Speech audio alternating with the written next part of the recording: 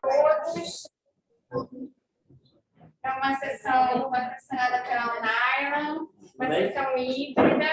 O público que está presente aqui é um público voltado mais para a pediatria. Lógico, a gente tem até a urologista aqui na plateia hoje, né?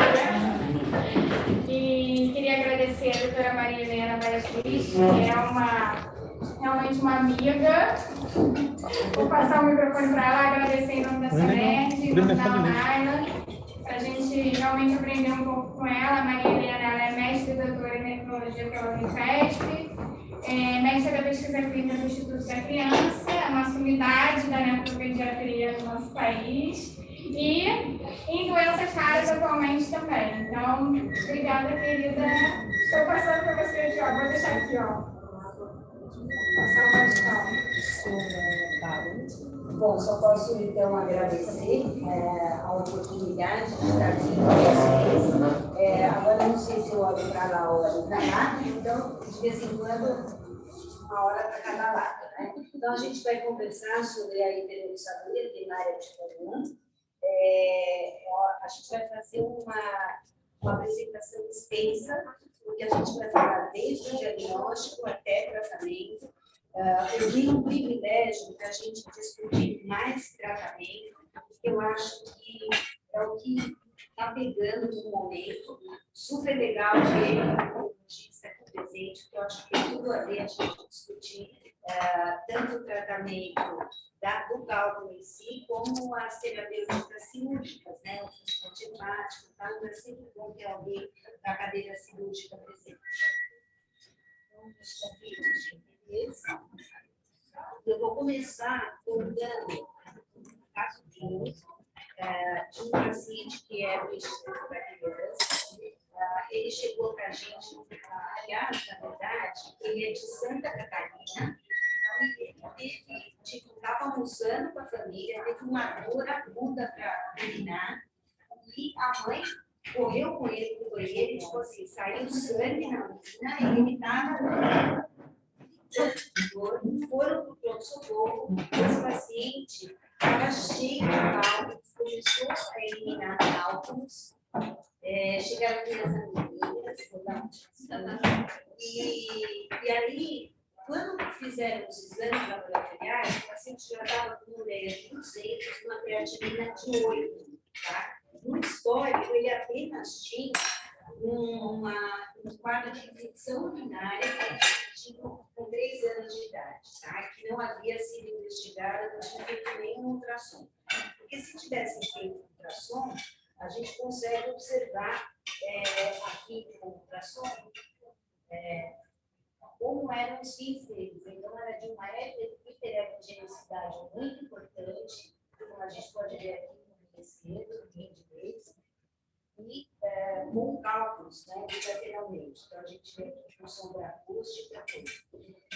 Esse paciente, ele iniciou um quadro de diálise. Fazendo muito ruído. Tira o áudio. Só um minutinho, doutora Helena. O pessoal está reclamando que está dando muito barulho. Acho que é do microfone. Eu não sei se é disso ou se é dela. Só um minutinho.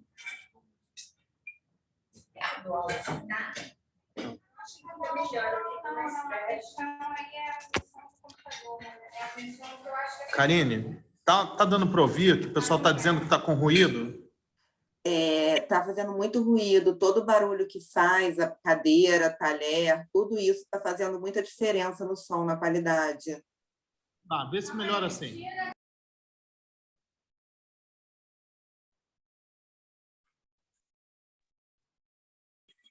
Pronto, desmutou. Não vai ser no seu. Isso aqui não vai usar. Não, vai.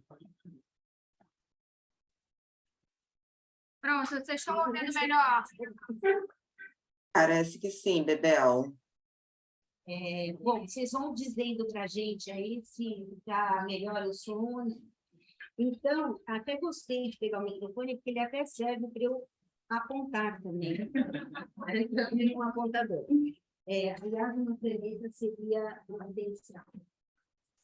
Então, esse paciente, ele demorou quase 1 ano para ter o diagnóstico definitivo, mesmo com esse rim, com esse aspecto de hiperecogenicidade, com todos esses cálculos, esse paciente iniciou diálise peritoneal, tá? E acabou procurando um médico nefrologista, ele era uma criança, ele procurou um nefro de adulto em São Paulo, que foi quem suspeitou que pudesse ser hiperoxalúria e pediu o painel para as hiperoxalúrias e fez o diagnóstico, então, definitivo de hiperoxalúria primária tipo 1, que nós vamos chamar de PH1. Esse paciente tinha uma deleção do exon 7, esse gene tem 11 exons, ele tinha uma deleção de todo o exon 7 em homozigose, tá? Aí, qual foi a estratégia?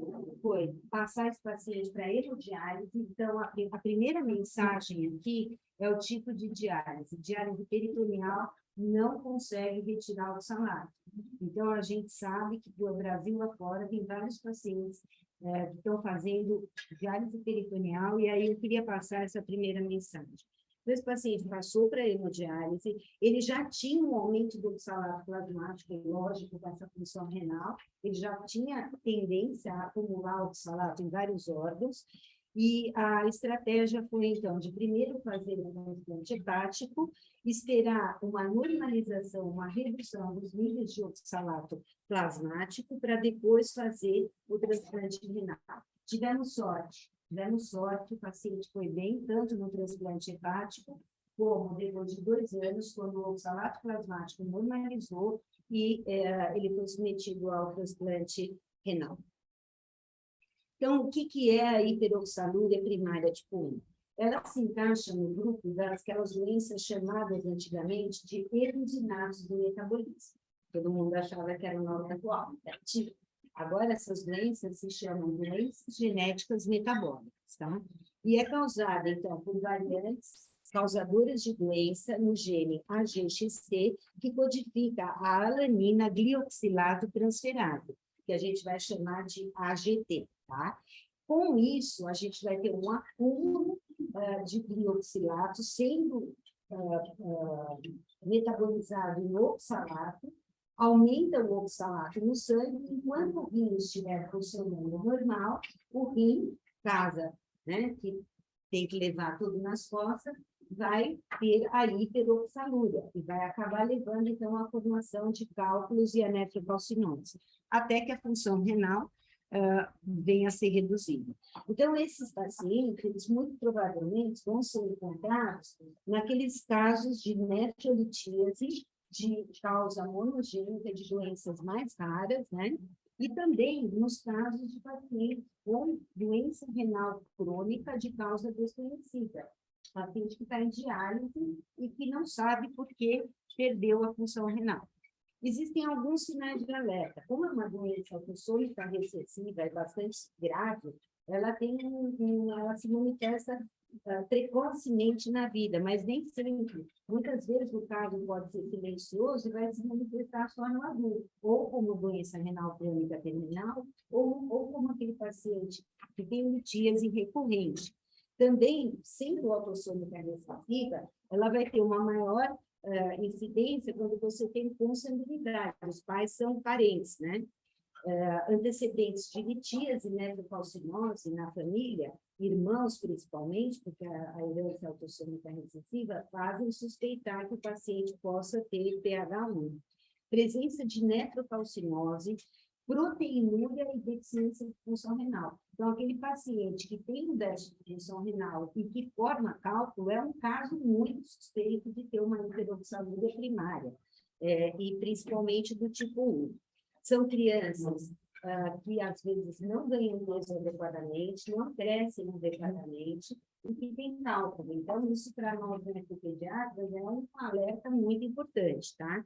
Além disso, aquele paciente que eliminou o cálculo e fez um estudo do cálculo. Então, paciente que tem cálculo, a gente tem que orientar a fazer xixi na meia de nylon. Então, um ótimo jeito de você conseguir pegar o cálculo e fazer a análise da composição. Vocês têm aqui no Rio de Janeiro um dos melhores laboratórios que fazem o exame cristalográfico, o infravermelho, que é esqueci o nome, é cálculo, alguma coisa assim, que é da Tamara, e que quando a gente tem um cálculo de Belita, que é de oxalato de cálcio monohidratado, é uma grande suspeita de poder ser um caso de hiperoxaluria primária tipo 1.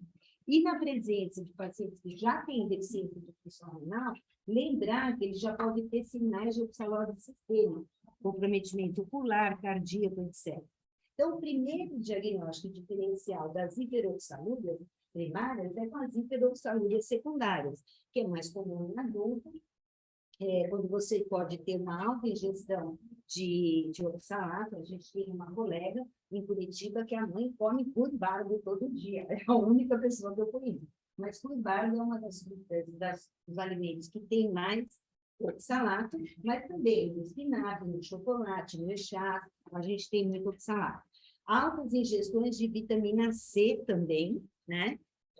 Pode aumentar a excreção de oxalato na urina, e o aumento da absorção intestinal, que pode acontecer na doença inflamatória intestinal, doença de Crohn, naqueles pacientes que fazem cirurgia bariátrica, a gente sabe que também pode acontecer, na alteração da microbiota intestinal, principalmente no Faecalibacter purusei, que está lá no ânus intestinal para metabolizar o oxalato e diminuir a absorção intestinal. Então, na falta dele, a gente pode ter hiperoxalúria, e em algumas doenças genéticas, que a gente tem uma inibição do transportador de oxalato para a luz intestinal, tá?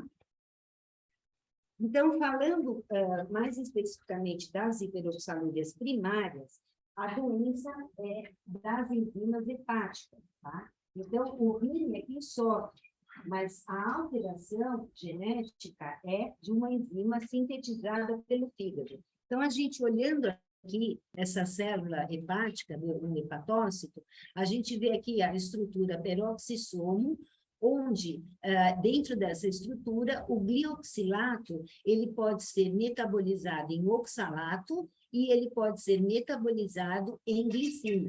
O passo de metabolização dele para a glicina é um passo muito importante, porque ele reduz a quantidade de oxalato que vai ser produzida. Então, quando a gente tem deficiência da AGT, o que acontece é que a gente vai aumentar a quantidade de glioxalato que vai ser metabolizado em oxalato. A gente tem a PH2, que é uma doença menos frequente e que é causada por uma alteração no gene que sintetiza a glioxilase redutase, que é a GRHPR, e que pode, então, levar a duas alterações em dois locais, dentro da mitocôndria e no citosol do hepatócito. E também vai comprometer a metabolização do glioxalato, levando a uma via alternativa em que ocorre o aumento do oxalato. E a pH3, que é a menos frequente, parece que é a menos grave, tá? Ela é esse terceiro tipo, que é uma alteração da enzima ROGA dentro da mitocôndria, e que também leva a um aumento da síntese de oxalato. Esse oxalato, então, ele passa para a corrente sanguínea, né, através desse transportador que troca com sulfato, e vai para o rim, onde, quando a função renal é normal, ele vai ser, então, excretado na urina, vai se ligar ao cálcio, vai formar os cristais que fazem uma supersaturação e formam o cálcio, tá? Então, aqui, só para falar para vocês, as casuísticas mostram que pH1 é cerca de 70% dos casos das hiperoxalúrias primárias, 10% dos casos, nenhuma mutação tem sido detectada, e a gente vê aqui, na sobrevida renal, através da idade, que a hiperoxalúria... Isso aqui. A hiperoxalúria primária tipo 1 é realmente a mais grave das doenças, levando à doença renal crônica terminal mais precocemente e em maior frequência. Então, qual é o mecanismo da doença? A gente já falou, então, a alteração na AGT, que vai diminuir a via para a glicina, aumentar a via para o oxalato, que vai levar à hiperoxalemia e hiperoxalúria. O que acontece com todos esses cristais de oxalato de cálcio que vão se formar no rim? Então, a gente tem a filtração glomerular, porque o oxalato é praticamente filtrado na luz glomerular, e ele vai ser secretado também pelas células aqui.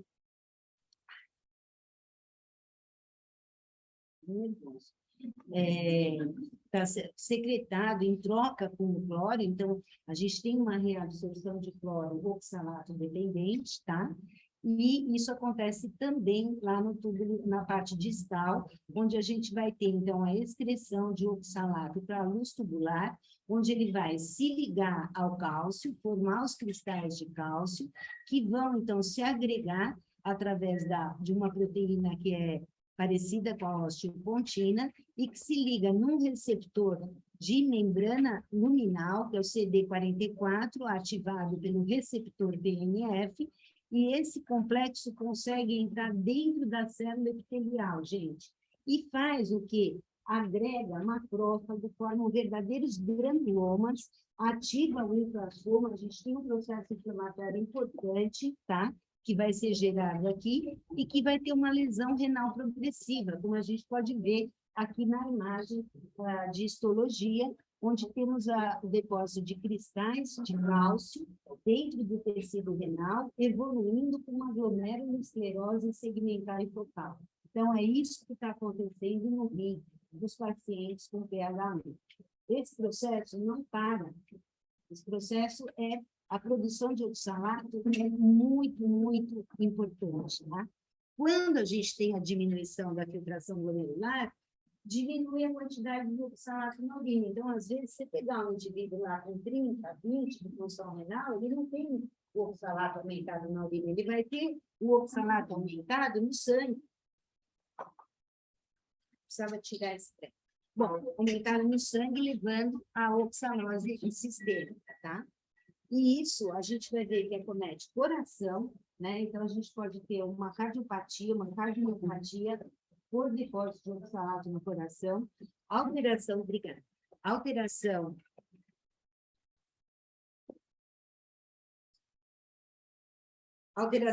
na ocular, então a gente pode ter depósito na retina também, a gente pode ter nos músculos, nas articulações, que leva a uma doença óssea extremamente grave, considerada, inclusive, uma doença óssea toda particular, tá?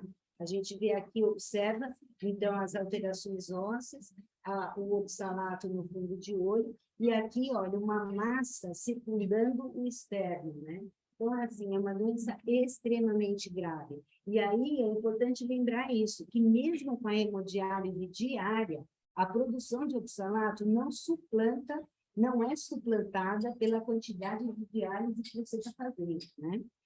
Às vezes, a gente vai ver que vai ter que associar dois tipos. Então, a doença é progressiva. Quando o indivíduo vai perder totalmente a função renal, é um incógnito, até porque você pode ter quadros obstrutivos e levar a uma perda mais aguda da função renal, e nem sempre na pediatria. A gente vai ter muitos pacientes sendo diagnosticados depois dos 20 anos de idade, que são aqueles casos de doença renal terminal, o paciente que está lá para transplantar, sem diagnóstico, que pode ser pH1, tá? Então, as manifestações clínicas, né, os tipos de apresentação, 50% dos casos pode ser na pediatria, tudo bom, que pode ser, então, a forma infantil, em que o indivíduo tem uma nefrocalcinose precoce, uma deficiência de ganho de peso, de crescimento, e já pode desenvolver, nessa idade, a doença renal crônica, inclusive com necessidade de terapêutica renal substitutiva. Frequentemente, esses pacientes são diagnosticados com infecção urinária, e a exemplo do caso que eu apresentei, são pacientes que às vezes não são investigados. Então, os pediatras têm que ser relembrados de fazer pelo menos um ultrassom, que não é um exame invasivo, nesses pacientes que têm infecção urinária, que você não tem uma causa, né, na pediatria. Ainda existe a forma infantil tardia, que são aquelas crianças que elas não vão para a doença renal terminal logo nos primeiros anos, anos de vida, mas são aquelas crianças que têm calculose recorrente, né? Calculose múltipla, bilateral, recorrente, associada à nefrocalcinose, grande suspeição que possa ser pH1. nós temos que começar a investigar melhor esses pacientes, tá? E também tem os adultos, que cerca de 30% dos casos, eu estou falando de dados da literatura, aqui embaixo tem as referências, são adultos que se manifestam também com calculose recorrente. O que faz o paciente se manifestar mais precocemente e mais tardio? Será que são variantes genéticas mais graves?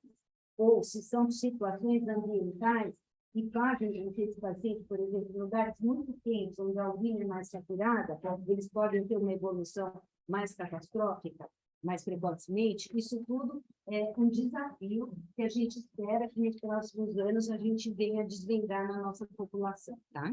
E aí, todos eles acabam, então, evoluindo com uma diminuição da taxa de filtração glomerular e a deposição extrarenal. Então, começam a ter os sinais de acometimento sistêmico, né? E acabam indo para a terapêutica de substituição renal, diálise ou transplante. E aí é mais triste. Por quê? Porque a gente tem visto casos, existem vários casos relatados na literatura e também no nosso meio, de pacientes que são transplantados sem ter uma investigação, às vezes litiados por correr, transplantados e que recidivam a doença no rim transplantado. E isso acontece muito rápido, porque a hora que você põe aquele rim funcionante, todo aquele oxalato de cálcio que estava depositado nos tecidos extrarenais e nos rins nativos, eles vão todos para o enxerto. Então, o paciente acaba frequentemente perdendo o enxerto e tendo que ser submetido a um retransplante no futuro. Epidemiologia. A gente tem poucos dados em diferentes regiões. Tem várias publicações estudando pacientes da Ásia, do Oriente Médio, do Norte da África, mas a maior parte dos bancos de dados de genética são europeus e norte-americanos. Então, nós precisamos ter uma ideia da doença na nossa população, tá? O que eu posso dizer para vocês é que na Europa eles têm encontrado uma prevalência de 1 a 3 para 1 milhão, mas uma incidência de 1 para 120 mil nascidos vivos. Eu, que trabalho muito com cistinose, é uma doença de 1 para 200 mil, e todo mundo aqui já viu cistinose, certo? Não só no IPR, em vários lugares. Por que a gente não está achando os pacientes com PH? Alguma coisa faz a gente prestar atenção, não só nas urnas, mas também aqui, onde estão os pacientes. E nos Estados Unidos, o Hope fez um estudo populacional investigando a parte genética, e olha o que ele encontrou, que entre americanos e europeus, a prevalência de alterações no gene era de 1 para 149 mil, e afro-americanos semelhante, 1 para 150 mil. Isso faz, então, cair aquela ideia de um caso a 3 para 1 milhão. Significa que muitos pacientes estão sendo subdiagnosticados lá na América do Norte. Imagina a gente aqui. E a maior prevalência em áreas de consanguinidade. Isso serve para a gente também, porque a gente sabe que nós temos alguns núcleos dentro do Brasil de consanguinidade, né? Até muitas vezes por dificuldade genética de movimentação, tá? Então, tudo isso faz a gente pensar como será no Brasil, que é um país com uma alta taxa de miscigenação, graças a Deus, e com várias origens étnicas, né?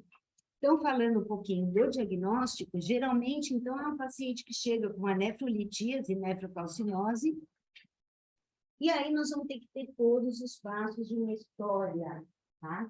Não adianta a gente só pedir exame. É super importante ainda a anamnese, o heredograma. Eu sei que para nós clínicos é difícil você fazer um heredograma numa consulta. O heredograma é uma coisa complicada, e às vezes demora 3, 4 consultas para definir que a mãe vai para casa, o paciente vai para casa e fica pensando se tem alguém na família. Mas é importante a gente, pelo menos, criar essa dúvida se existem outros casos da família. São, às vezes, casos que a gente pode fazer um diagnóstico mais precoce, né? Do que aquele caso índice que muitas vezes chega para dialisar. Então, às vezes, você investigar um irmão que ainda não perdeu a função renal vai te ajudar a ter um prognóstico melhor, né?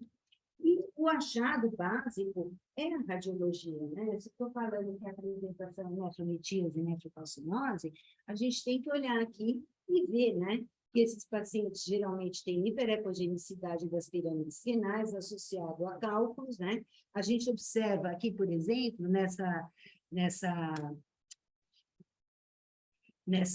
não vou mais apontar. Aqui a gente observa uma dilatação ureteral com esse aspecto cintilante, que é um aspecto no Doppler da presença do cálculo, tá? Só que a gente olhando para esse ultrassom à esquerda de um paciente com pH1 e comparando com pacientes com pH3 ou com aquela doença da Claudina, né, 16 ou 19, que é a nefrocalcinose com hipomagnesemia, hipercalciúria familiar, ou com a cistinúria, a gente acaba vendo que é difícil diferenciar pelo ultrassom, né? Então, a gente vai precisar de outros marcadores. E qual é o marcador da doença que se chama hiperoxalúria? É o aumento do oxalato na urina. Então, é a coisa mais complicada. Por quê? Porque a metodologia, ela vai implicar no resultado. O tipo de amostra, a gente vai ver aqui que não existe uma correlação super maravilhosa entre a amostra isolada e a amostra de urina de 24 horas, né? E também, quando o paciente já tem um déficit de função renal, o oxalato pode vir normal na urina. Nessa hora, é importante fazer o oxalato plasmático, então, naquele paciente que já tem uma taxa de filtração glomerular abaixo de 45, tá? Existem dois marcadores, que é o glicolato e o glicerato, que o glicolato está aumentado na pH1 e o glicerato na pH2, que poderiam ser, sim, utilizados para diferenciar e até ajudar a confirmar o diagnóstico, mas eles são indisponíveis no nosso meio. E não esquecer da composição do cálculo, tá? Então, por exemplo, se o paciente tem um cálculo de oxalato de cálcio monohidratado, investigar pH1 nesse paciente.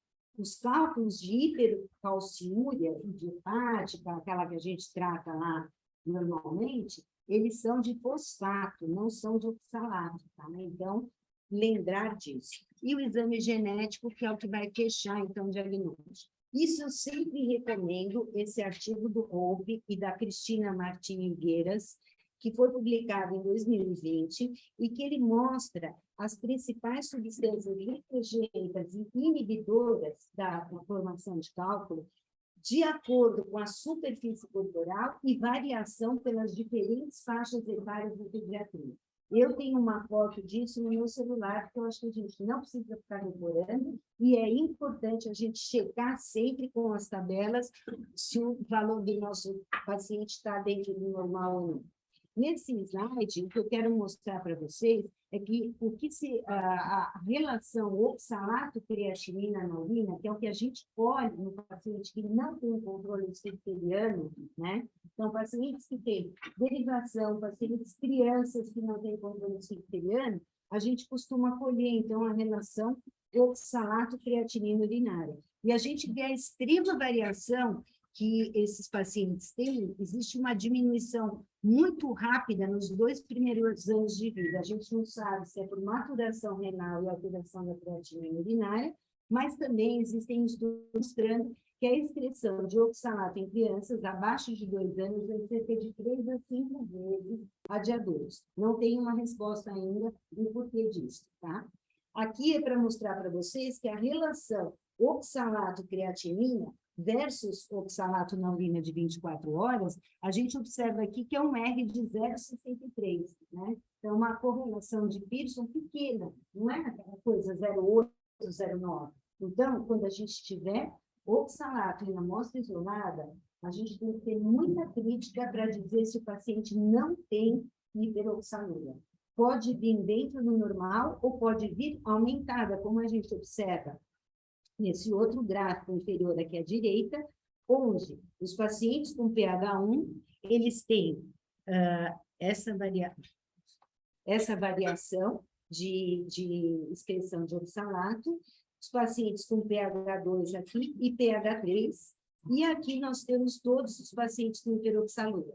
E nesse grupo aqui que eu estou reportando nele, são pacientes que tinham aumento da relação oxalato-creatinina na urina e não fecharam o diagnóstico de hiperoxalúria.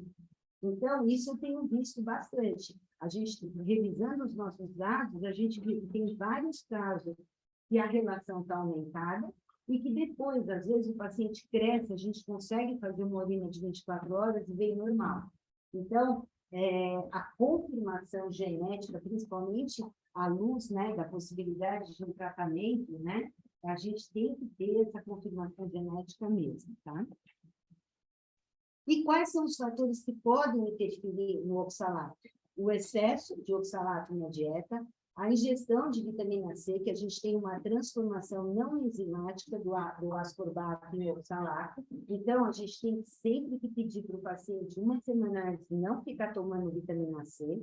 As crianças, a gente sabe desses quadros agora das viroses, eles ficam tomando vitamina C direto, né? Então, tem que lembrar disso. E o tipo de amostra, isolada versus 24 horas. Então, a interpretação da urina de 24 horas para oxalato é mais confiável do que a relação.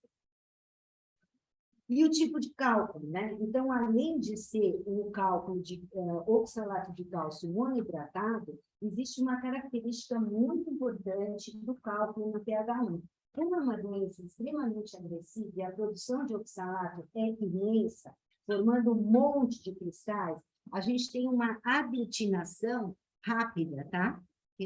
Você mostra aqui. Aqui, a gente vê uma aglutinação rápida, então você vê que é completamente diferente dessa forma estruturada do cálculo de oxalato de cálcio comum, de hidratado.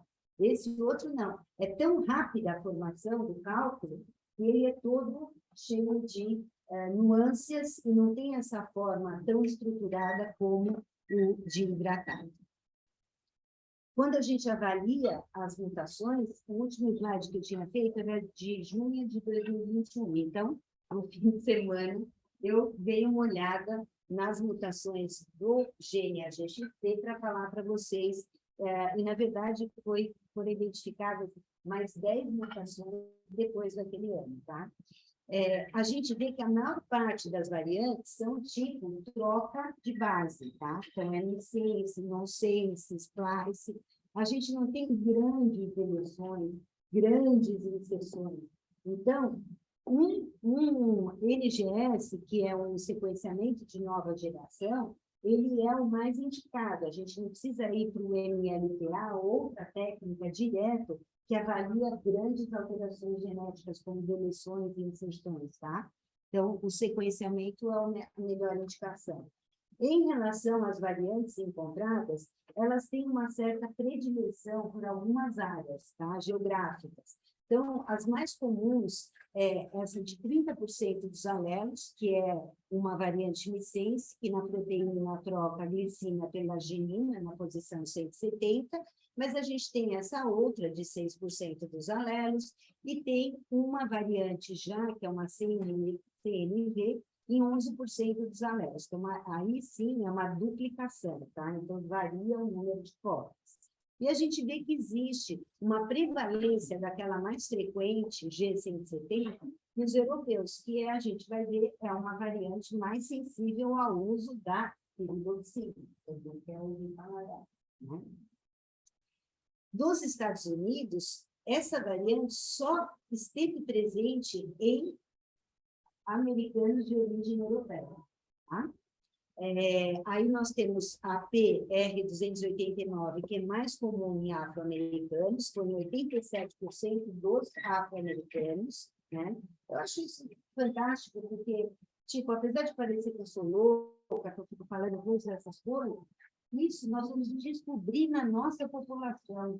A hora que todo mundo tiver os resultados dos exames que está solicitando, a gente vai saber que a gente tem uma característica diferente dos outros, que é o que eu estou mandando para publicar, que a gente viu na Cistinose e na clínica de base, né? Então, quando a gente estuda a nossa população, a gente acaba achando novas variantes que ainda não foram descritas, tá?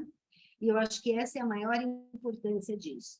E essa parte genética da PH1 ainda tem uma característica, existe um polimorfismo. Polimorfismo é uma mutação, uma variante recente, que é só uma troca de base, que está em mais de 1% da população. Mas quando está em cis, isto é, no mesmo alelo, por exemplo, que a G170, ela deixa essa G170 mais grave. Ela muda, ao invés de ir para o peroxisomo, vai para a mitocôndria, onde ela não consegue agir. A enzima GT, lembra que era no peroxisomo, dentro do hepatócito? Ela vai para a mitocôndria, e aí lá não tem o substrato para ação, tá?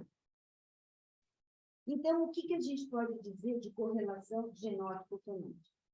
Primeiro, se você for ver os casos relatados na literatura, existe uma variabilidade familiar muito importante, tá? Inclusive, pacientes, por exemplo, que um irmão já está em diálise e o outro tem a variante e nunca teve uma manifestação clínica.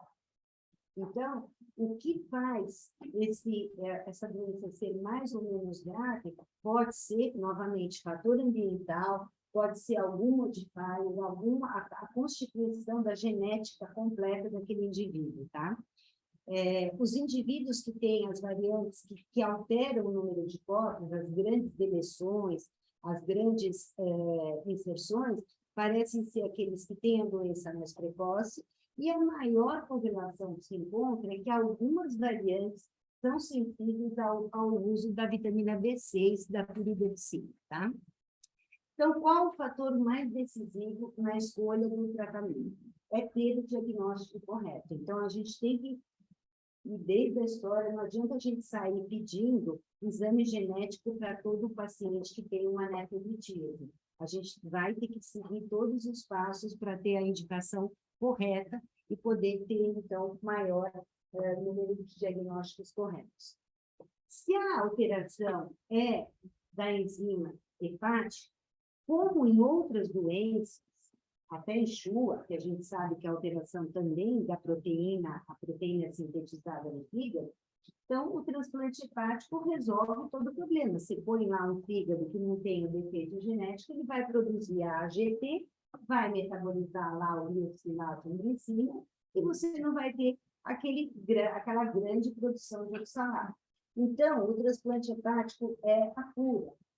Porém, qual o custo de você pegar um indivíduo que não tem disfunção hepática, né? Então, quando a gente teve o nosso paciente que transplantou um fígado, você botar um fígado no lugar do outro para simplesmente substituir uma enzima e passar por toda a mortalidade que envolve esse procedimento, então, assim, é uma questão de necessidade a gente ter outra opção de tratamento, tá? Então, a gente vai começar a falar das medidas gerais, né? Beber bastante água, não comer muito sal, não restringir o cálcio, porque o cálcio no intestino, ele se liga ao oxalato, então diminui a absorção. Então, paciente que você vai restringir cálcio, tem que tomar muito cuidado, né? Os adolescentes não comem cálcio, então tem que sempre estar de olho nisso. Evitar excesso de proteína. Os vegetais e as frutas são bem-vindos. Restringir o oxalato da dieta parece não ser a melhor estratégia. Por quê? Porque a produção é endógena pelo fígado, né? Então, não depende tanto da dieta, mas é sempre um fator que você pode manipular. E alcalinizar a urina, a gente usa o citrato de potássio, pode usar magnésio também. Dando continuidade, o tratamento urológico, né? Então, os cálculos da hiperoxaluria primária tipo 1 são os cálculos duros, difíceis de serem quebrados com a litotripsia. Apesar que lá no meu serviço, eu conversando com os urologistas, eles sempre falam que, principalmente nas crianças, eles sempre tentam a litotripsia por ter menos efeitos deletérios sobre o rim. Cada procedimento que um paciente passa para retirada de cálculo é um processo inflamatório, é um quadro de infecção, é uma agressão para o tecido renal, tá? Mas a melhor técnica é a nefrolitotomia percutânea, que é invasiva, mas que é resolutiva. Então, existem casos em que realmente a gente precisa intervir de uma forma mais agressiva. O tratamento dialítico. Então, como eu falei, o oxalato ele tem 90 Daltons, tá? Ele tem uma permeabilidade para ser eliminado pela diálise peritoneal quase que nada, tá? Então, A gente dialisar o paciente com diálise peritoneal, a gente não consegue absolutamente retirar o oxalato que está sendo produzido continuamente em grande quantidade por aquele paciente. A hemodiálise, ela já remove entre 60% e 80% do oxalato plasmático. Porém, se você tem vários estudos publicados mostrando que se você colher no final da diálise da hemo, e você colher 24 horas depois, a gente já recuperou 80% daquele oxalato que você tinha conseguido retirar.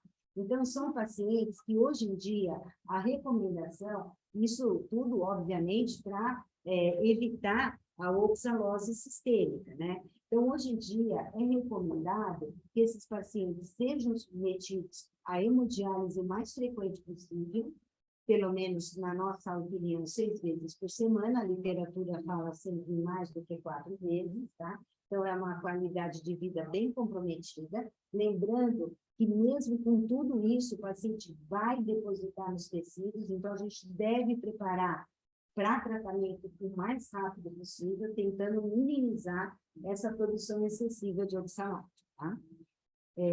Então, a hemodiálise frequente e não precisa ser de longa duração. A hemodiálise contínua, ela, sim, consegue remover o oxalato plasmático e deixar ele abaixo do nível de saturação, que é de 20 micromol por litro, tá? Então, ela é recomendada principalmente no pós-transplante. Quando você faz o transplante renal, quando você espera o rim, o enxerto pegar, né? A gente recomenda fazer pelo menos 72 horas uma prisma para a gente conseguir remover esse oxalato e não depositar no enxerto logo imediatamente. Essa prescrição de diálise que eu falei para vocês é do começo da década passada, entre 2000 e 2010, por aí. Ela foi revisada mais recentemente, comparando hemodiálise com hemofiltração, com diálise estendida, e não teve muita diferença. Então, o mais importante é a frequência da diálise do que a duração dela diariamente, tá? Agora a gente vai falar do tratamento medicamentoso, que já é meio usado na literatura há muito tempo, que é a piridoxina, a vitamina B6. Qual é o racional de usar a piridoxina? A AGT, que é a enzima que está alterada aqui, no xizinho vermelho, ela precisa de um cofator, que é o fosfato de piridoxal. E a piridoxina é um precursor dessa substância, tá? Então, ela pode funcionar como um cofator, e ela vai agir principalmente naquela mutação em que a AGT produzida, ao invés de ter ido para o peroxisomo, ela foi para a mitocôndria. E aí você dá a piridoxina e a gente consegue, então, fazer com que a AGT vá para o peroxisomo, onde está lá o glioxilato, que é o substrato que deve ser metabolizado por ela, tá?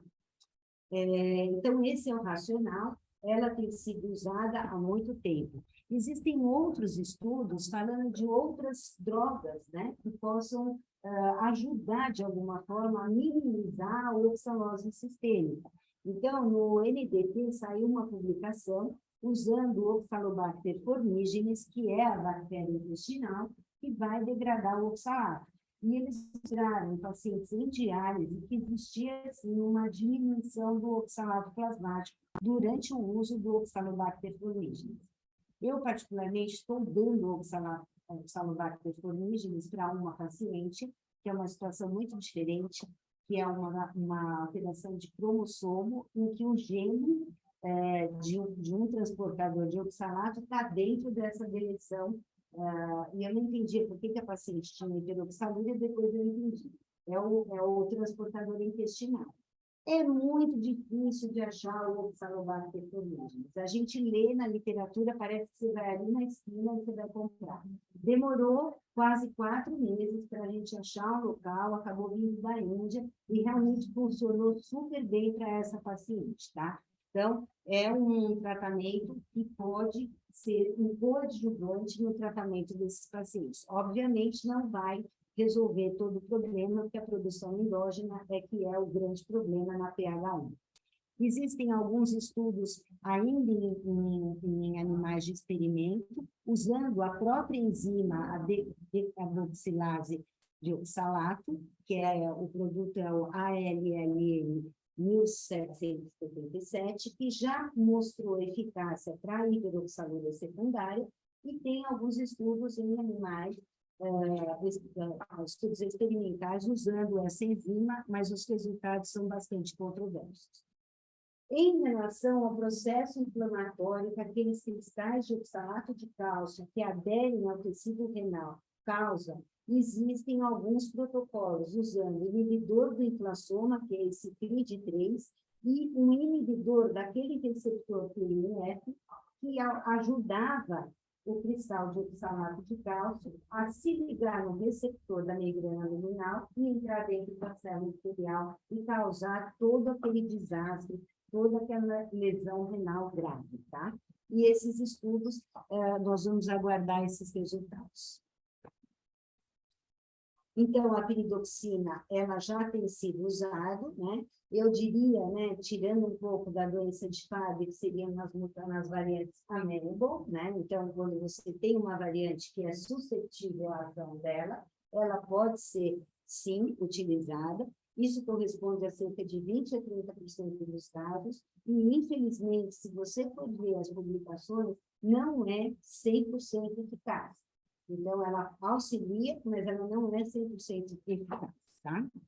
E aí, apesar de ser usada há tanto tempo para tratar os pacientes com PH1, e devem ser sempre tentada utilizar a piridoxina, lógico, vai que o paciente diminui a quantidade de oxalato, é sempre bom, né? O que a gente observa é que em 2014 eles resolveram, então, fazer um estudo um pouco mais, vamos dizer, controlado. O que eles viram é que a relação entre a dose e o nível sérico não é 100%. A gente vê que tem uma variabilidade grande aqui no primeiro gráfico, a gente vê uma variabilidade grande entre a dose e o nível sérico nos diferentes indivíduos do estudo. E o que ela mostrou mesmo é uma ótima resposta na G170 em homozigose, que é essa primeira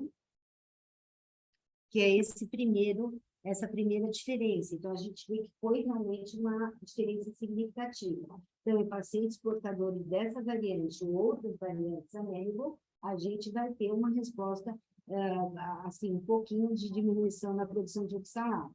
Aqui a gente vê que nos heterozigotos tem uma tendência a ser significativo, mas em outras variantes não houve nenhum efeito. O Oxalobacter formigenes, como eu falei, além dele degradar o oxalato na luz intestinal, ele aumenta também a secreção intestinal de oxalato, é como se fosse um transporte facilitado. Como ele diminui a quantidade de oxalato na luz, ele estimula maior secreção intestinal de oxalato, tá? Então, ele pode ter essa função, que é o que os autores desse estudo, que usaram, então, o Oxalobacter formigenes em pacientes dialíticos, eles acreditam que houve não só uma manipulação do oxalato na luz intestinal, mas também houve um aumento da secreção do oxalato do sangue para a luz intestinal. E a gente vê aqui bonitinho, cai o oxalato, melhora a função do ventrículo esquerdo dos pacientes que já tinham depósito de oxalato cardíaco, tá? Então, todas essas coisas que eu estou falando são situações que a gente pode usar, porque são medicamentos que não têm efeito colateral, e a gente deve tentar, o máximo possível, minimizar a produção de oxalato, tá? O transplante. Como que a gente vai transplantar esse paciente? O paciente está perdendo função renal, nós vamos ter que transplantar o rim desse paciente. Como vai ser?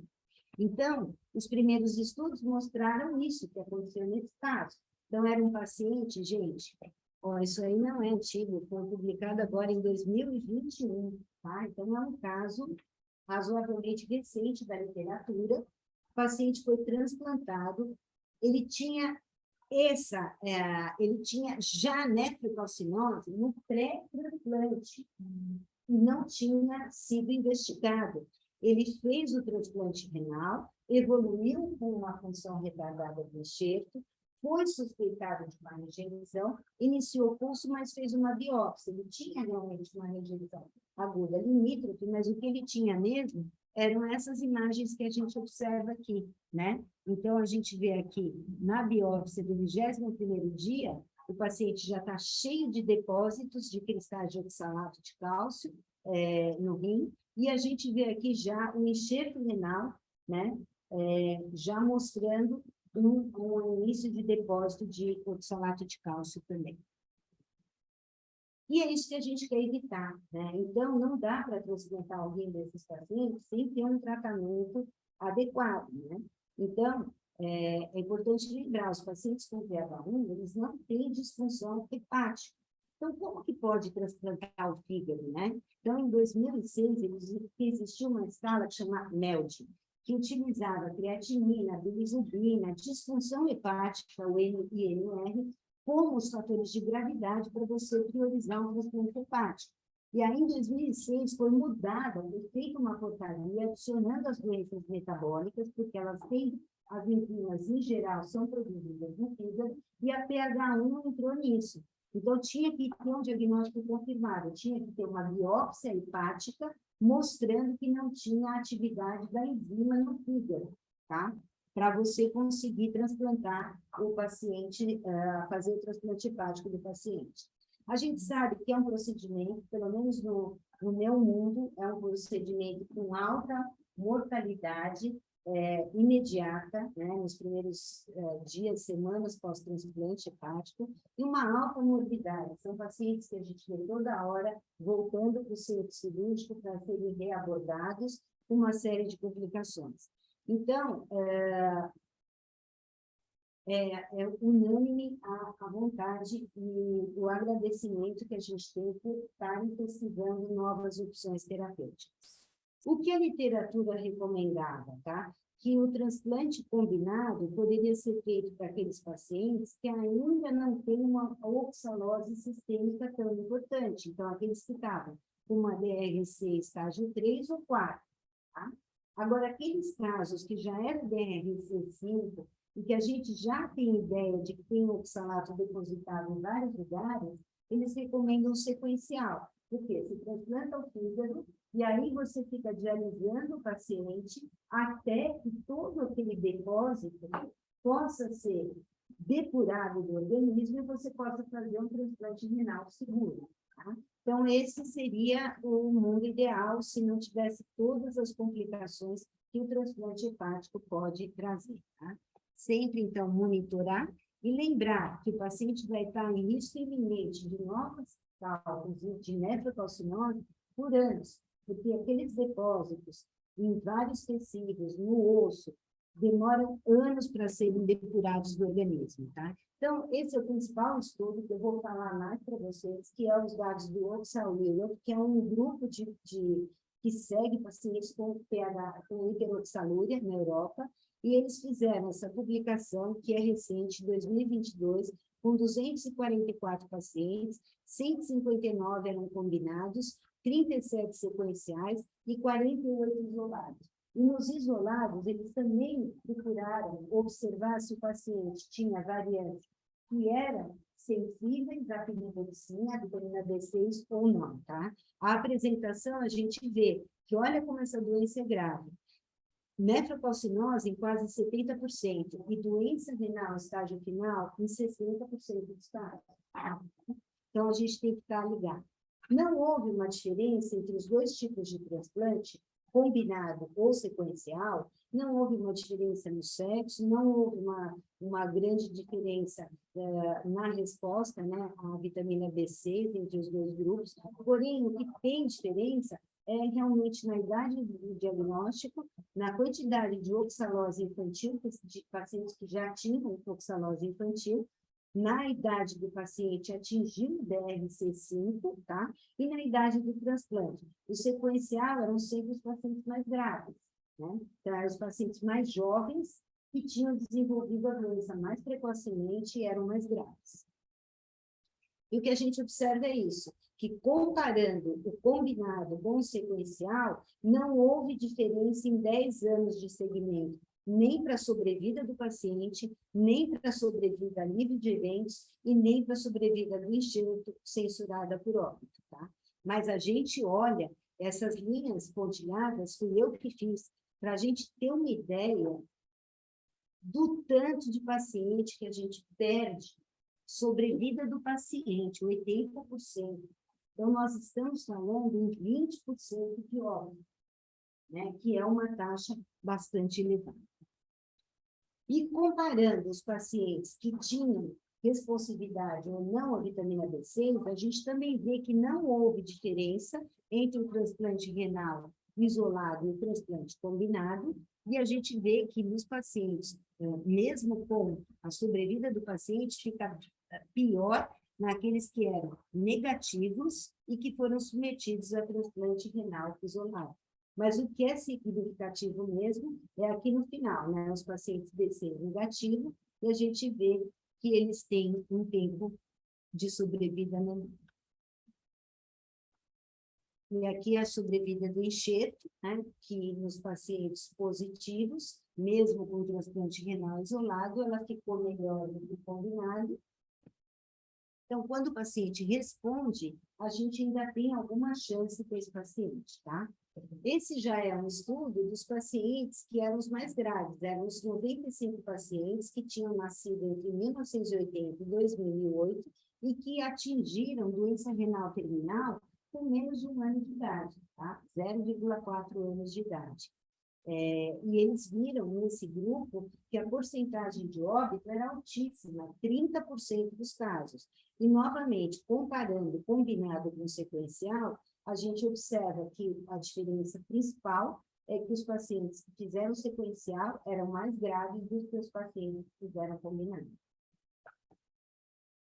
E o que eles notaram é que realmente o que melhora, olha a sobrevida do paciente, gente, olha as taxas, 60%. Quer dizer, logo um ano de transplante, a gente já tem no transplante dos nascidos abaixo de 2.000, olha isso, abaixo de 80% de sobrevida. Então, é extremamente grave o transplante hepático. E fora isso, né, que esse caso foi publicado no American Journal of Transplantation, em 2019, mostrando que não reverteu a oxalose sistêmica. Então, também, apesar da gente falar que é a cura, ela vai ser a cura quando? Quando o paciente já tem muita oxalose sistêmica, a gente vai estar comprometendo. Então, diálise não pode ficar esperando ter 15 ml para começar a dialisar de taxa de filtração glomerular. Quando esse paciente, isso hoje faz parte da estratégia de tratamento. Quando você vê um paciente que já está abaixo de 30 e que você está vendo com sinais de oxalose sistêmica, a gente não deve ficar esperando para hemodializar esse paciente, porque ele vai estar depositando em vários órgãos, tá? E o transplante preemptivo, né? Então, no próprio estudo do Oxalura, eles tinham 12 casos que tinham feito o transplante hepático sem ainda precisar fazer o transplante renal, né? Então, você estava, vamos lá, vamos trocar o fígado para ver se a gente evita que o rim deteriore. E olha a tristeza. De 12 casos, nós tivemos 2 óbitos e 2 evoluíram para BRC estágio 5. E os outros continuam com o fígado funcionante, porém, o risco iminente de formar cálculo e de ter nefrocalcinose. E é isso que a gente vê nessas 2 publicações mais recentes. Esse caso evoluiu melhor, com uma certa melhora da taxa de filtração glomerular após 8 anos do transplante. E o segundo caso, a gente vê que depois de 9 anos, a paciente ainda estava cheia de cálculo de oxalato nos dois rins. Então, o transplante preemptivo é uma coisa extremamente agressiva e não é totalmente resolutiva também, pelo menos de uma forma isolada. E esse caso é publicado, eu estava contando hoje para a Renata, uma história que eu captei das publicações. Esse grupo da Bélgica, eles pegaram esse menino de 16 anos, que já estava em hemodiálise há 4 anos, e falaram, vamos fazer um transplante sequencial.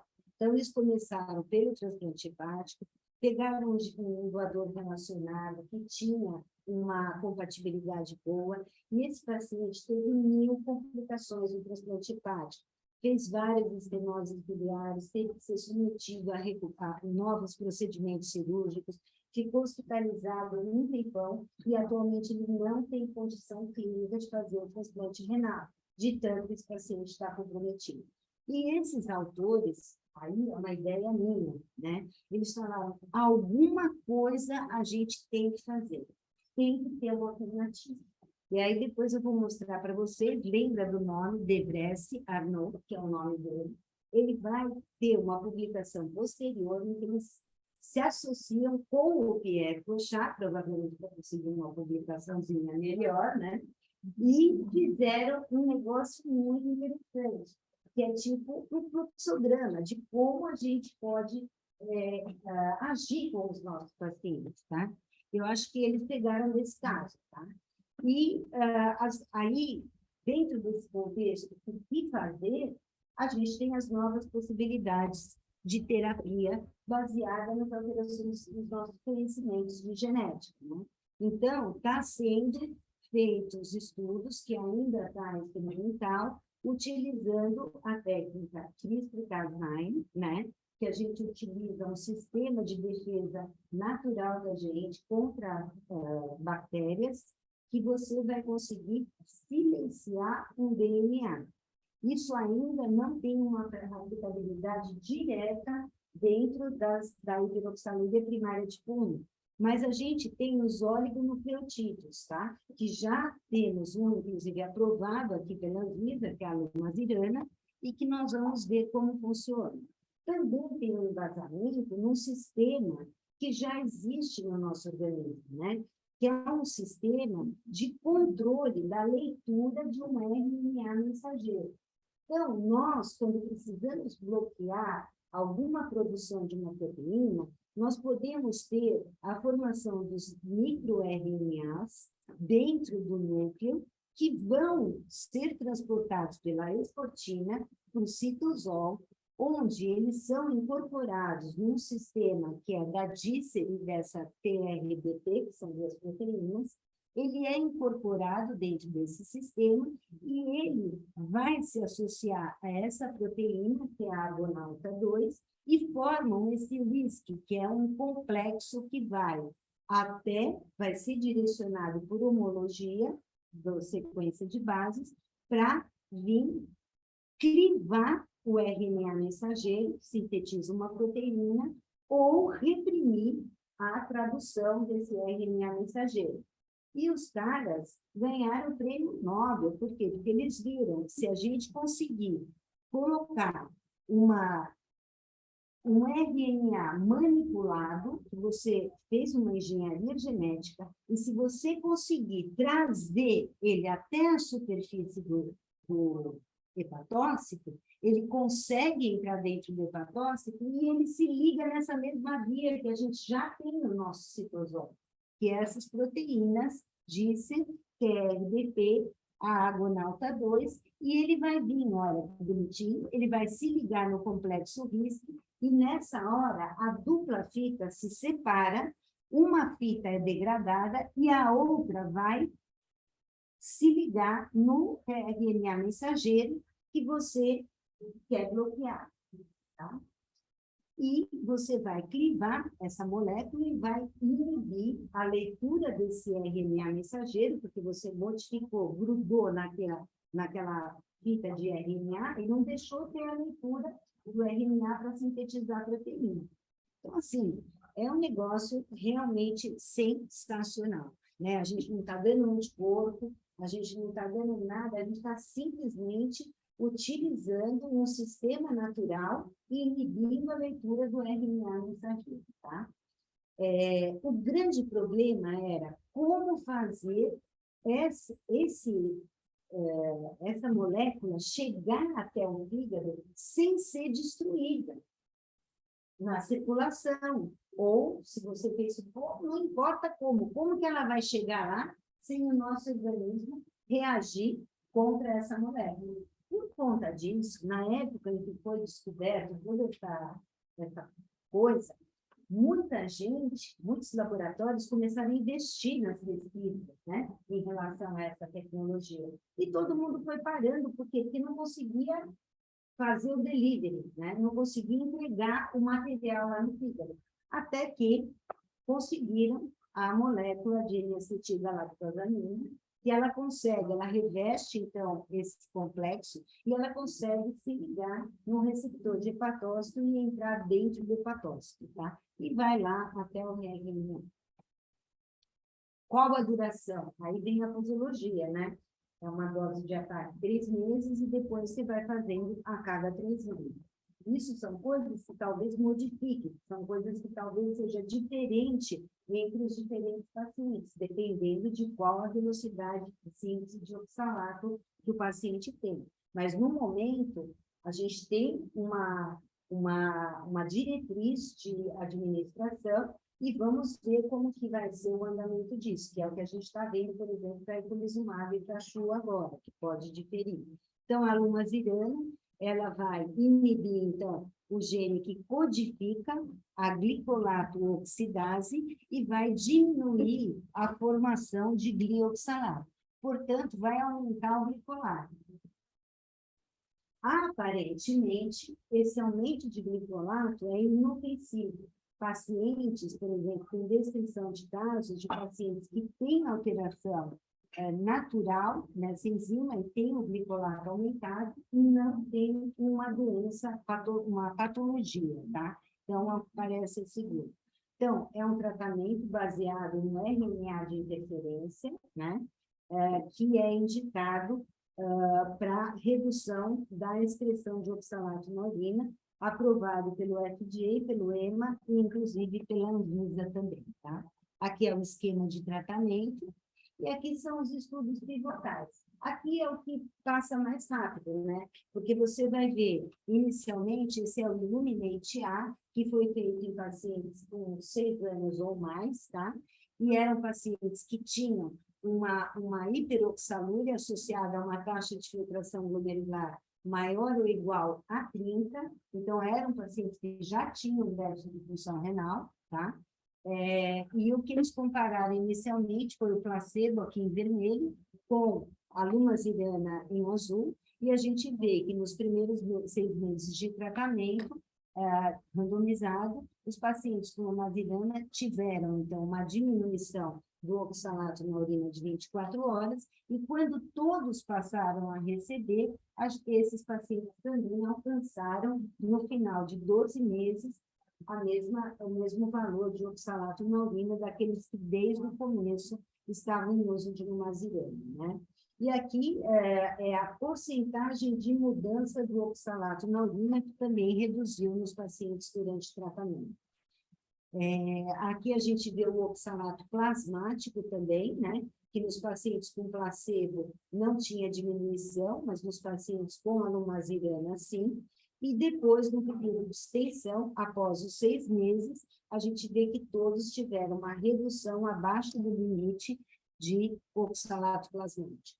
Esse é o Illuminate B, que foram em crianças abaixo de 6 anos de idade, então aqui é usar o oxalato sobre creatinina, não mais urina de 24 horas, e a gente vê que em todos os grupos divididos por peso, houve uma queda da relação oxalato-creatinina na urina, para todos os pacientes, tá?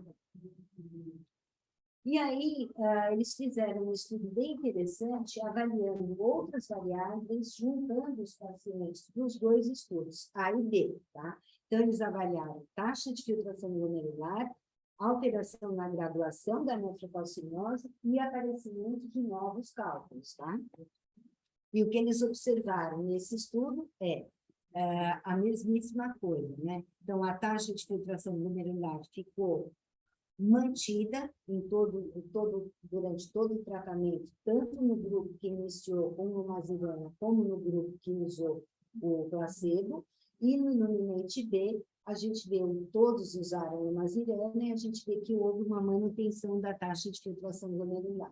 E a gente teve aqui a mudança no grau da nefrocalcinose. Eu acho que isso é muito importante, porque os ultrassonografistas hoje em dia não estão querendo graduar certo? A nefrocalcinose. Eles estão dizendo agora que existe a nefrocalcinose, mas a gente precisa saber se está melhorando ou está piorando, né? A gente como clínico, né? Então, a gente observa nesses dados que com 6 meses de lumazirana, a gente teve 11% de pacientes que melhoraram da nefrocalcinose.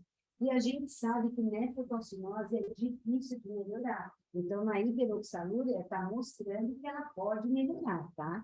E aqui, nesse outro grupo, olha só a porcentagem de pacientes, eles eram mais jovens, então, provavelmente, eles tinham menos depósito de oxalato no rim, e eles tiveram 46% de melhora, tá?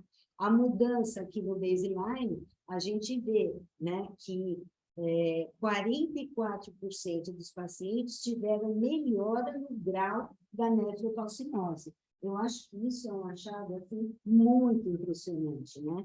Porque eu vejo pacientes com nefrocalcinose por milhões de etiologias e dificilmente a gente consegue dizer que a nefrocalcinose melhora, tá? Aqui, novos eventos de cálculo. Nos 2 estudos, com as 2 faixas etárias, a gente vê que houve, né? Então, aqui é um grupo histórico, aqui é o paciente que começou com placebo, do grupo do Eliminate A, e aqui o paciente que começou já com a lumazirana. Então, a gente vê que com 12 meses, olha o que acontece, houve uma redução no número de episódios de cálculo, tá? E no grupo dos pequenininhos, mesma coisa, com 6 meses, a gente não teve um aumento que era esperado, e vamos ver agora, com 12 meses, se a gente vai ter uma diminuição. E eventos adversos, o principal é reação no local da injeção, tá? Então, a conclusão, que é justamente o artigo do Pierre Bouchard, eles falam que, na opinião deles, embora o transplante hepático tenha uma justificativa ética, né? Quer dizer, você pegar um fígado bom e tirar e substituir, é triste, mas tem uma justificativa porque a doença do paciente é extremamente grave, aquele depósito todo de oxalato pelo organismo. Mas que, com os novos tratamentos, inclusive este que a gente acabou de discutir, que são os oligonucleotídeos, eles esperam não ter mais que fazer um procedimento dessa gravidade, tá? E aqui é um fluxograma de diagnóstico, isso aqui é italiano, tá?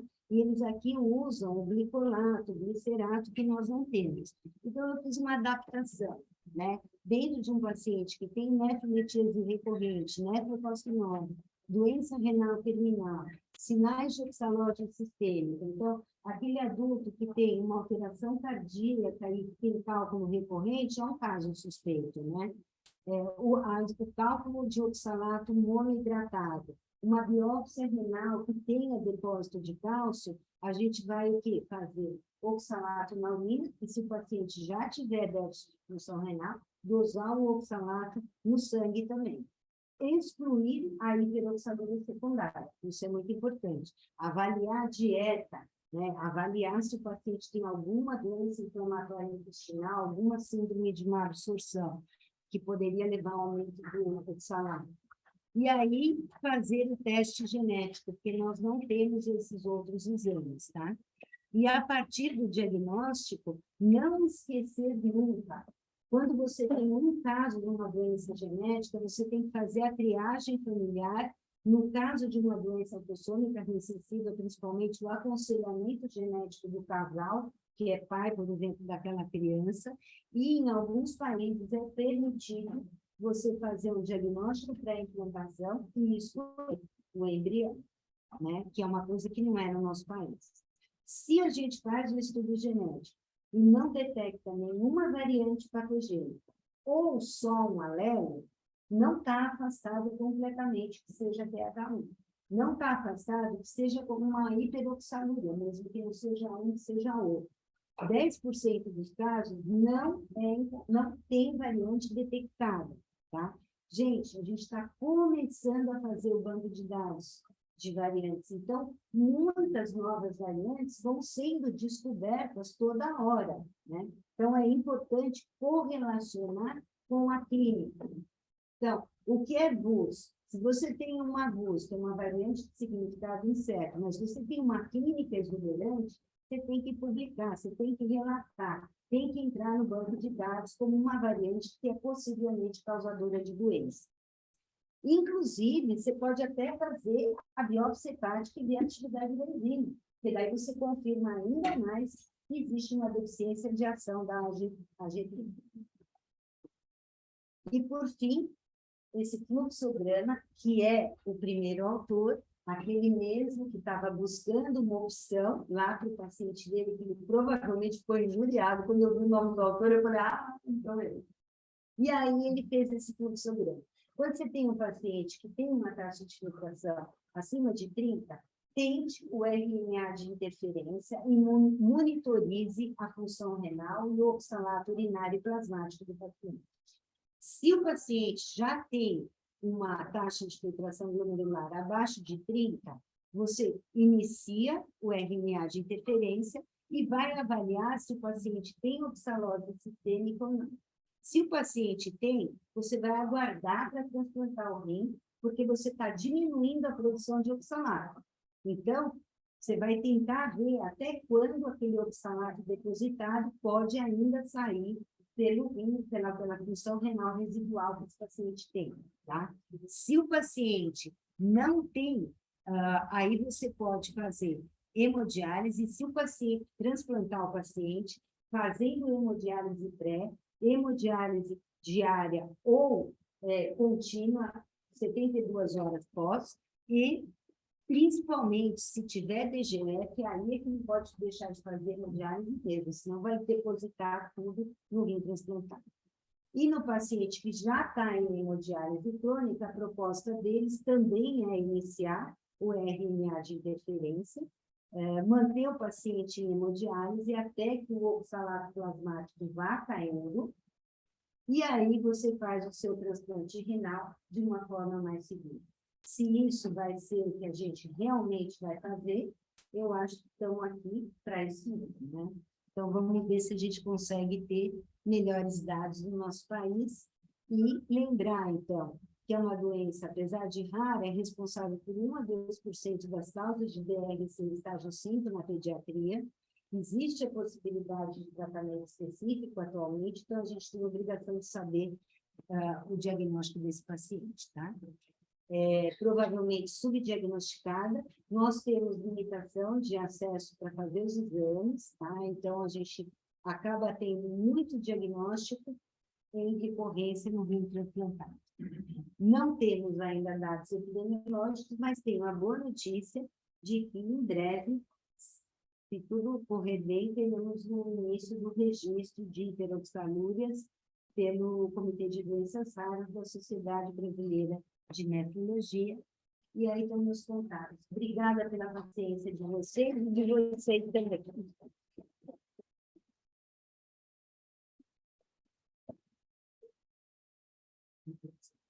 Vamos abrir para as perguntas. Se alguém aqui quer tentar presencial para fazer. Eu quero fazer já uma pergunta. Em relação a esses pacientes pré-transplante que vão fazer o uso da medicação, primeiro, qual é o peso molecular, se sai na diálise, se é dialisável ou não, se você sabe disso para a gente, porque assim, teoricamente, se você tem um paciente que tem um clearance abaixo de 30, e vamos supor, você recomenda começar a diálise precocemente, né? Até a gente começar a medicação, aí a medicação chegou, aí começa a fazer a medicação no paciente. Aí ele fica no único, a gente fica só monitorando o oxalato sanguíneo, você diz, né? Mas, e aí, assim, tem reposição pós-diálise, não tem? O que tem te dado na literatura sobre isso? Então, recentemente foi publicado um novo estudo, né, que é o que todos nós queríamos saber, né? Como funciona essa medicação naqueles pacientes que já têm um déficit mais importante de função renal, abaixo de 30, que não foram contemplados nesses 2 estudos anteriores, né? Que é o Illuminate A e o Illuminate B. Então, a gente tem agora uma publicação que também não é uma imensidão de número de casos, porque se trata de uma doença rara, mas a gente tem um número significativo de pacientes em diálise e apenas 6 em tratamento conservador, com um grau estágio 5 de doença renal crônica, e a resposta desses pacientes foi excelente. Lembrar que é uma injeção subcutânea, então não é uma medicação endovenosa que possa ser depurada rapidamente depois de uma sessão de hemodiálise. Então, os pacientes eles têm um tratamento de mensal durante 3 meses e depois a cada 3 meses. É um negócio maravilhoso, que é uma injeção subcutânea, né, gente? Então, e a resposta desses casos mostrou uma queda significativa e importante do oxalato plasmático. Então, sim, a resposta é: existe um primeiro estudo, acho que nós aqui no Brasil precisamos nos organizar para ter essa casuística controlada. A melhor coisa é começar prospectivo, né? Não pegar o bonde andando. Então, se a gente conseguir agora, que a gente está tendo um suporte de auxílio ao diagnóstico, que está todo mundo correndo atrás de saber onde estão esses pacientes.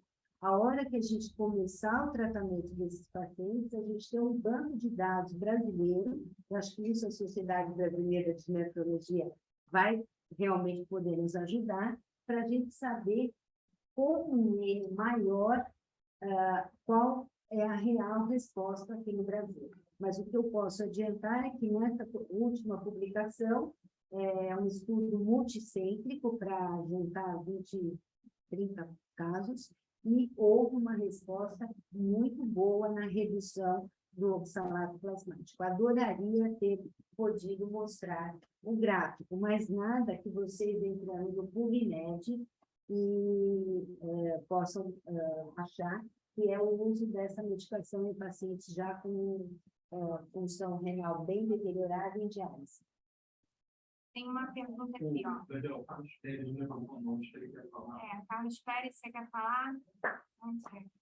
Pede para Karine, coloca o áudio do Carlos Pérez. Não, a Karine está do outro lado. Tá? Não, eu fico imaginando que a câmera pode filmar melhor. Nossa, olha! Tem, ó, enquanto isso, a Karine está estudando, mas enquanto isso tem uma pergunta do Iago Murilo. Pacientes em uso de RNA de preferência devem manter piridoxina ou oxalobacter disponível? Para usar a piridoxina, tem que ser uma mutação amênida, né? Então, se você tinha um paciente que estava usando a piridoxina e tinha tido, mesmo com uma redução parcial da produção do oxalato, então, consequentemente, da oxalúria, mantenha, né? Manter tudo que você puder fazer de tratamento associado, inclusive, porque aquele paciente que já tem lesão renal, ele vai precisar de um anti-inflamatório, né? Então, toda aquela pesquisa sobre os efeitos da deposição do oxalato de cálcio, aumento de estresse oxidativo, eu acredito que tudo isso são coadjuvantes que devem ser utilizados conjuntamente com a lumavirana, no sentido de que você vai também estar tratando as outras complicações. E se você tem, por exemplo, um paciente que tem um alelo com uma mutação que responde à piridoxina e o outro alelo não, você vai usar com certeza as duas coisas, a piridoxina associada a RNAi. E mesmo que você tenha os dois alelos não sensíveis, a gente deve tentar a piridoxina. Não funcionou, realmente você vai suspender. Mas se tiver uma redução parcial, deve ser mantida, tá? Desde que você não exagere nas doses e possa ter uma neuropatia periférica, né? Porque teve gente usando cerca de 2 gramas em adultos e começaram a ter alterações neurológicas. Né? Carlos, E o oxalobacter pyogenes, acredito também que seja uma coisa que a gente pode manter. Não foi relatado nenhum efeito colateral no estudo do NDT, em que eles usaram pacientes diários. Então, também não vejo por que não utilizar. Carlos Pérez, se quiser falar. Opa, estão me ouvindo? Oba, boa noite a todos. Estão me ouvindo? Vamos sim. Deixa eu aumentar, aumenta aqui, peraí. Carlos, começa de novo, por favor, que a gente vai te ouvir agora. Opa, boa noite a todos. Estão me ouvindo? Sim. Perfeito. Maria Helena, excelente palestra. De antemão, já sempre bom aprender com você.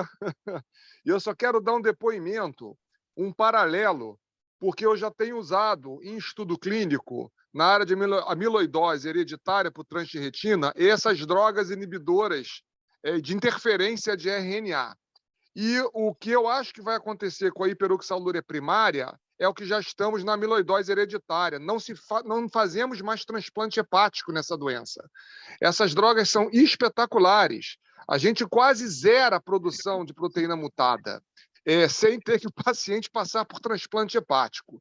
Então, essas doenças monogênicas, eu acho que com essas drogas de interferência de RNA, e, sobretudo, já também temos trial com o CRISPR-Cas9, que faz uma dose só e você para de produzir proteína mutada, isso está mudando, vai revolucionar o tratamento dessas doenças monogênicas. Então, eu vejo que a hiperoxalúria primária ela vai estar seguindo o mesmo caminho e com muitos bons olhos. Parabéns! Eu só vi até hoje um paciente com hiperoxalúria primária que recaiu depois de um transplante e perdeu o enxerto, né? Exatamente por tudo que você falou, por subdiagnóstico. Muito obrigado. Um abraço. Outro bem grande. Obrigada. Tem alguém mais que quer fazer uma pergunta? Então, mais uma vez, a gente quer agradecer a Maria Helena. Eu acho que... Peraí, deixa eu ver o chat aqui. Peraí, deixa eu ver aqui o chat.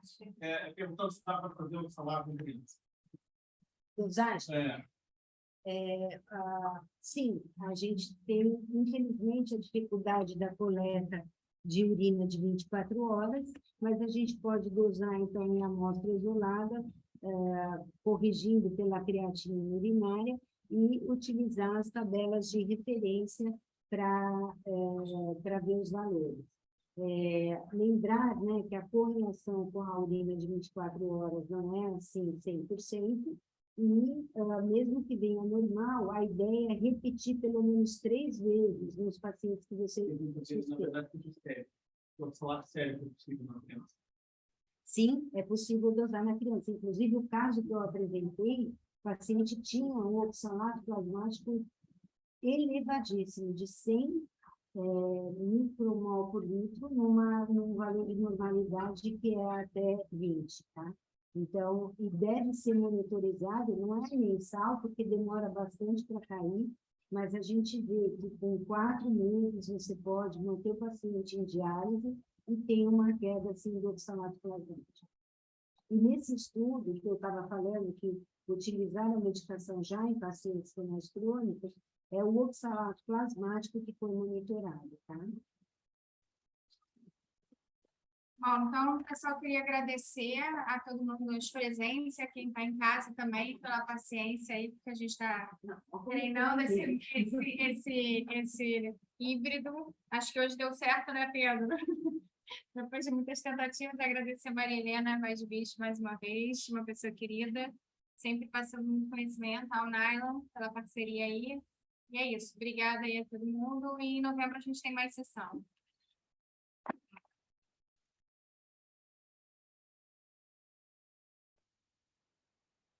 Bebel virou mais